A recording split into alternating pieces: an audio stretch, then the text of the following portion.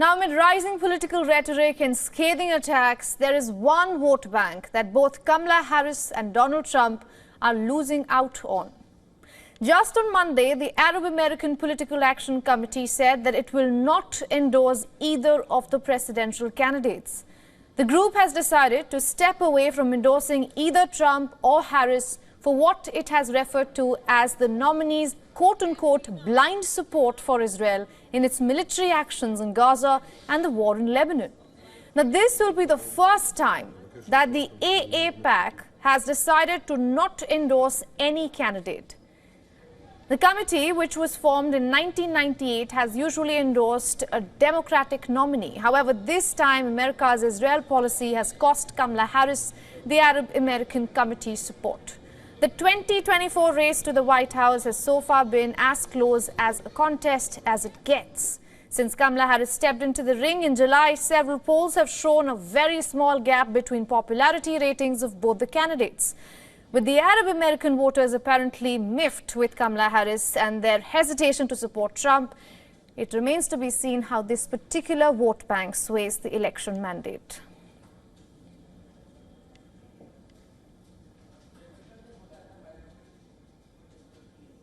And to give us some perspective, Daniel Mallinson is joining us on this broadcast. He's the Associate Professor of Public Policy and Administration at Penn State, Harrisburg, and he's joining us live from none other than Pennsylvania.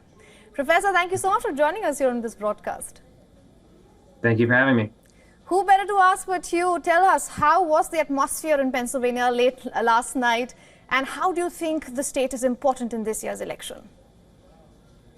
Sure. So the state's shaping up to be the most important swing state in this election. As you mentioned earlier, it has the most electoral votes of the 7 or so swing states that are up for grabs in this election. And it is very difficult for either candidate to win the White House this time around if they lose Pennsylvania. It's still possible for both candidates, but it requires them to really win across the board in the other states.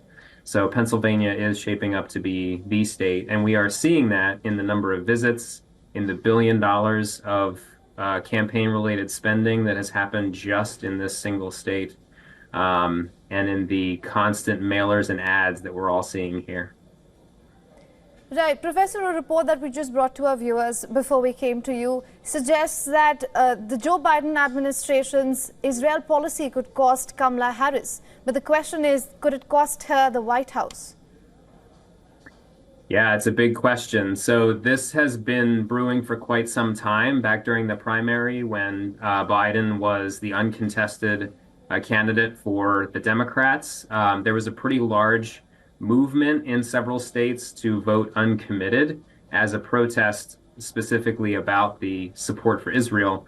And now, of course, in the general election with Harris being the candidate, there are questions about where Arab American voters and other more progressive Democrats are going to go. If they'll stay home, if they will vote for a third-party candidate. We do have 2 third-party candidates on the ballot in Pennsylvania that could draw votes away from the 2 major party candidates. Right. So any of that can shape the election. Absolutely, Professor. You're making a very important point. Thank you so much for joining us here on WION and getting us your insights. Good to speak to you. Thank you. For all the latest news, download the WION app and subscribe to our YouTube channel.